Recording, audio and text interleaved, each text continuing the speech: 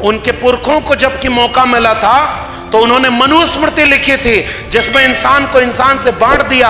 हमारे पुरखे को मौका मिला तो उन्होंने अपने पुरखों पर किए गए अत्याचार का बदला नहीं लिया, संविधान में सबको बराबर की जगह दे दी। एक वोट एक व्यक्ति, एक वोट की एक कीमत होगी।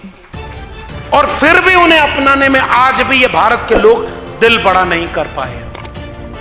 और दावे से कहता हूं कि आप अकेले में बैठकर अपने किसी भी ऐसे मित्र से जिसके जहन में मनुस्मृति है, उससे पूछेगा कि अंबेडकर का मतलब क्या है, वो आपको समझाएगा। बहुत बुरे वक्त में हम जा रहे हैं। एक समय ऐसा आने वाला है कि वो ताकतें जो इसे नागपुर से निकल करके ये बात देश को समझा रही हैं कि बुद्ध विष्णु के अवतार थे, कल एक दिन ऐसा आएगा कि अंबेडकर को भी अवतार बना देंगे। क्योंकि देखो, अब अंबेडकर फूले पेरियार को मिटा तो नहीं सकते, इसलिए अप्रोप्रिएट कर लेंगे, मूर्ति लगाएंगे वो, और आपका वोट लेके जाएंगे आपकी जाति के लोगों को आगे करके। आखिरी में कुछ बातें बस कह करके मैं एक बात कह के जा रहा हूं, सच कहना पड़ेगा। डॉक्टर अंबेडकर इसलिए बन पाए क्योंकि उन्होंने अपने वक्त का सच कहने का जोखिम उठाया था।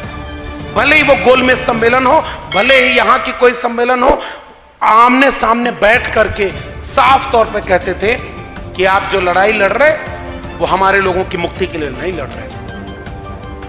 और इसलिए आज हमें अगर अंबेडकर की बात करनी है तो हमें अपने वक्त का सच कहना होगा कि आज का राजा जालिम है, तानाशाह है। एक कहानी शायद आप लोगों ने सुनी होगी। एक राजा बहुत तानाशाह था। वो उसके डर से उसके राज्य में कोई नहीं बोलता था, और उसके जितने दरबारी थे वो चापलूस थे। राजा कुछ भी कहे सब जी हां जी हां।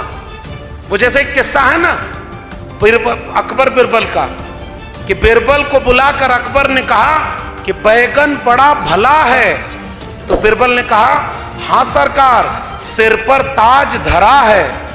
थोड़ी देर बाद स्विंग हुआ मूड, अकबर बुला के बिरबल से कहते हैं बिरबल बैगन बड़ा बुरा है। बिरबल तुरंत छूटते ही बोला बिल्कुल सरकार, बेगुन नाम पड़ा है। अकबर ने बिरबल से कहा बिरबल तुम्हारा कोई अपना स्टैंड है कि नहीं? मैं कह रहा हूं भला है तो तू कह रहा है भला है, मैं कह रहा हूं बुरा है तो तू उसको भी कह रहा है बुरा है।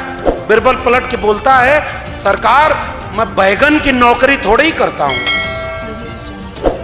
चापलूसी का यह आलम होता है। और उस कहानी को मैं आज के दौर में जरूर कहना चाहता हूं कि उस राजा के आतंक से चापलूस दरबारी कुछ नहीं बोलते थे और पूरे दरबार में लोग उसकी वाहवाही करते थे। एक बार एक व्यापारी आया, उसने कहा कि सरकार एक ये मैं कारीगर लेके आया हूं, ये एक ऐसा कपड़ा सोने और चांदी की तार से बनाता है कि वो उसे ही दिखता है जो दिल से ईमानदार हो और सच्चा हो। राजा ने कहा ये कपड़ा मैं पहनूंगा, तुम बनवाओ। महीनों की तैयारियां हुई, कपड़ा बनना शुरू हुआ, पूरे राज्य में चर्चा हो गई। राजा के लिए एक ऐसा कपड़ा बनाया जा रहा है जो उसे ही दिखाई देगा जो दिल से ईमानदार और सच्चा होगा। राजा भी उत्सुक था, बीच बीच में जाके कहता था देखो कपड़ा कितना तैयार हुआ। कारीगर बोलता था बहुत मेहनत से बन रहा है, रुकिए थोड़ा और वक्त लगेगा।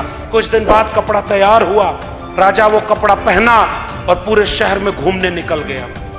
सारे लोग जाकर कहते थे कि राजा का कपड़ा कितना अच्छा लग रहा है, राजा का कपड़ा कितना प्यारा है, राजा कितना शानदार कपड़ा पहना हुआ है। लेकिन असल में वो कोई कपड़ा ही नहीं था, वो अदृश्य कपड़ा था।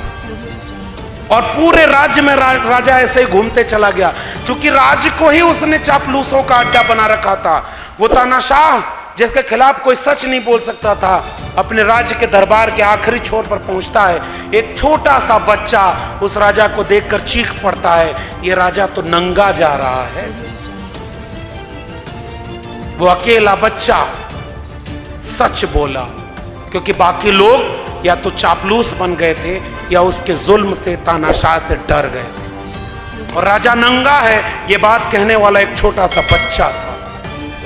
डॉक्टर अंबेडकर आज अगर होते तो कौन सी लड़ाई लड़ रहे होते?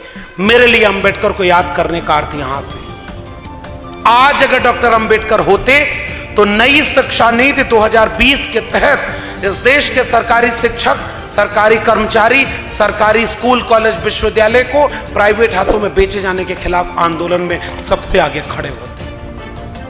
आज अगर डॉक्टर अंबेडकर होते तो कोविड के समय जो 3 कानून पास हुए थे, न्यू एजुकेशन पॉलिसी 2020 के बाद किसानों के 3 कानून और श्रमिकों के 3 कानून, इस देश के ट्रेड यूनियन को तो बर्बाद कर दिया गया। श्रमिक अपना कानून नहीं बचा पाए भाई इस देश में। आज अगर श्रमिक 100 लोग इकट्ठे हो जाएं तो व्यापारी के पास ये मौका है कि वो उन श्रमिकों को नौकरी से निकाल सकता है। आप ट्रेड यूनियन नहीं बना सकते। और एक जमाने में इसी महाराष्ट्र में इतनी बड़ी ट्रेड यूनियन हुआ करती थी कि ट्रेड यूनियन के आंदोलन बड़ी बड़ी सरकारों के तख्ते पलट देते थे। ट्रेड यूनियन खत्म हो गया और ट्रेड यूनियन की वकालत करने वाले फूले और अंबेडकर दोनों थे। क्या ये अंबेडकर के सपनों का भारत बन रहा है? इसलिए मैं कह रहा हूं कोविड की आड़ में श्रमिक कानूनों में संशोधन हुआ है, कोविड की आड़ में न्यू एजुकेशन पॉलिसी बदल दी गई है और कोविड की आड़ में 3 कृषक कानून पास कर दिए गए। एक ऐसा डॉक्टर इस देश में बैठा हुआ है जो मरीज को केवल भाषण पिला रहा है कि हम तुम्हारा इलाज कर रहे हैं। किसानों, ये कानून तुम्हारे हित में हम लाए हैं। विद्यार्थी और शिक्षकों, नई शिक्षा नीति तुम्हारे हित में हम ले आए हैं। और तमाम लोग, ये शिक्षा नीति हम तुम्हारे मजदूरों के हित में ले आए। यानी जिसका फायदा किया जा रहा है उसी को समझाया जा रहा है कि भले तुम्हारी बीमारी ठीक नहीं हो रही है, लेकिन मैं भाषण और हर रविवार मन की बात सुना रहा हूं, इससे तुम महसूस करो कि तुम बीमारी से ठीक हो रहे हो और आपकी बीमारी बढ़ती जा रही है। इसलिए डॉक्टर अंबेडकर को याद करना मेरे लिए ऐसे व्यक्ति को याद करना है जिसने इस मुल्क में आइडिया ऑफ इंडिया का ख्वाब देखा था। कबीर साहब ने लिखा है, कबीरा कहे ये जग अंधा। किसके लिए कहा था? हम पढ़े लिखे लोग हैं और मैं एक बात बहुत जिम्मेदारी से कह रहा हूं साथियों, आज की डेट में जिसके हाथ में कलम नहीं, किताब नहीं, दिन भर 90% असंगठित क्षेत्र के लोग जो दिन भर अगर मेहनत न करें तो शाम को उनके घर चूल्हा नहीं जलता, उनको अंबेडकर का पढ़ने का मौका कहां है? उनको यह बात कैसे पता होगी कि भारत का संविधान कैसे बर्बाद किया जा रहा है, कैसे इस देश में दंगा, सांप्रदायिक, मंदिर मस्जिद की लड़ाई के नाम पर शिक्षा रोजगार बर्बाद किया जा रहा है। फिर जिम्मेदारी किसकी है? जिसके हाथ में कलम और किताब है। फिर जिम्मेदारी किसकी है? जिसने भारत के संविधान का लाभ लिया है। फिर जिम्मेदारी किसकी है? जिसे पता है कि गलत हो रहा है। और अगर हमें पता है कि गलत हो रहा है फिर भी हम अगर चुपचाप सब होता हुआ देख रहे हैं तो माफ करिए, हम अपनी जिम्मेदारी पूरी नहीं निभा रहे। आपने हमें बुलाया, इतने बड़े होटल में ठहराया, इतना पैसा खर्च किया, ऐसे कार्यक्रमों की जरूरत है क्योंकि कुछ साल पहले यहां ऐसे लोग का ऐसे कार्यक्रम में नहीं कर पाते रहे। आज वो कार्यक्रम हो रहे हैं। और बाबा साहब की जयंती, और एक और बात कह दूं, नागपुर में हूं तो कुछ जोखिम और उठा लेता हूं। कुछ दिन पहले इसी देश में धार्मिक नाम पर रैलियां निकाली गई थी और उत्तर प्रदेश और बिहार में धर्म की रैली में तलवार और त्रिशूल लहराते हुए दंगा कराया गया, कर्फ्यू लगा और कई लोगों की हत्या हो गई। चंद हजार लोग सड़कों पर थे। 14 अप्रैल को इस देश ही नहीं दुनिया में करोड़ों लोग सड़कों पर उतरकर शोभा यात्रा और रैली किए। अखबार में कहीं खबर छपी हो कि अंबेडकर जयंती के दिन एक चींटी भी आहत हो गई हो तो मुझे दिखा दीजिएगा। ये फर्क है दोनों विचारधाराओं में। और आज इस देश में धर्म संसद के नाम पर आपके सामने कहा जा रहा है, हिंदुओं तुम खतरे में हो, चाकू तेज करो, तलवार तेज करके अपने घर में रखो। आपके यहां और दक्षिण भारत में कई नेता ऐसे बयान देते हैं, उनके ऊपर कोई मुकदमा नहीं होता। और हम आपसे कहने आए हैं कि चाकू तलवार छोड़ो। हमारे पुरखों के हाथ में कुदाल फावड़ा था, हल की मूठ थी, चमड़ा उतारने वाला हथियार था, खेती किसानी थी। हजारों हजार साल तक उन्होंने वही सब किया, तब जाकर कोई फूले अंबेडकर पेरियार हुआ। हमारे हाथ से कुदाल फावड़ा हटा, कलम और किताब आई। मैं आपसे कहने आया हूं, ये चाकू तेज करने वालों को चाकू तेज करने दीजिए। इस देश के 90% घरों में कलम तेज करके पहुंचा दीजिए। आइडिया ऑफ इंडिया बन जाएगा, अंबेडकर के सपनों का भारत बन जाएगा। हमारी लड़ाई कलम और किताब की लड़ाई। डॉक्टर अंबेडकर, फूले, पेरियार, बिरसा मुंडा, जयपाल सिंह मुंडा, अब्दुल कयूम अंसारी, आसिम बिहारी, भगत सिंह, इन सब में से किसी के हाथ में कोई हथियार इस तरह नहीं था। भगत सिंह से पूछा गया कि आपने बम क्यों फोड़ा? उन्होंने कहा बहरों को सुनाने के लिए धमाके की जरूरत होती है। और हमारे लोगों ने कलम और किताब से हमारी आने वाली पीढ़ियों का मुस्तकबिल लिख दिया है। माफी के साथ कह रहा हूं, वो मुस्तकबिल अब बर्बाद किया जा रहा है। मैं पॉलिटिकल बात नहीं करना चाहता था, लेकिन मैं जानता हूं कि पूना पैक्ट कराने वाले डॉक्टर अंबेडकर के सामने जब गांधी अनशन पर बैठ गए, डॉक्टर अंबेडकर रोए थे। हमारे लोगों का अधिकार छिन गया। गांधी ने भरोसा दिलाया, हम रिजर्वेशन दे देंगे, आपके लोग संसद और विधानसभाओं में जाएंगे। डॉक्टर अंबेडकर ने कहा कि यह कोई बहुत महत्वपूर्ण बात हमारे लिए नहीं है। फिर यह बात कब समझ में आई? बहुत सालों बाद, जब डॉक्टर अंबेडकर का एक वारिस इसी महाराष्ट्र में नौकरी कर रहा था, नौकरी छोड़ करके उत्तर भारत में सामाजिक आंदोलन करता है और जीवन में एक ही किताब लिखता है, चमचा युग। तब उन्होंने कहा 1932 के बाद इस देश में केवल चमचे पैदा हुए। कांशीराम, और उन कांशीराम ने एक बहुत महत्वपूर्ण बात कही है। इस सभागार में नौजवानों की संख्या कम है, फिर भी जितने हैं मैं उनको एक वाक्य कह रहा हूं। कांशीराम साहब ने लिखा कि जिन्हें जवानी में चमचागिरी की लत लग जाती है, उनकी सारी उम्र दलाली में गुजर जाती है। और आज जो सरकारें चल रही हैं, उनमें सबसे ज्यादा सांसद, विधायक, मंत्री हमारे बीच के ही तो हैं। और हमारे ही बच्चों का सौदा होते हुए देख रहे हैं, क्योंकि उनकी मिनिस्ट्री की कुर्सी बची रहे। करोड़ों रुपया जो वो कमा रहे हैं वो बचा रहे। कोई ईडी सीबीआई उनके घर न भेज दी जाए। महाराष्ट्र के लोगों, अभी बहुत दिन नहीं बीता, पूरी की पूरी पार्टी तोड़ करके सरकार गिरा दी गई। कहां लोकतंत्र बचा है? जो बोलेगा वो मारा जाएगा।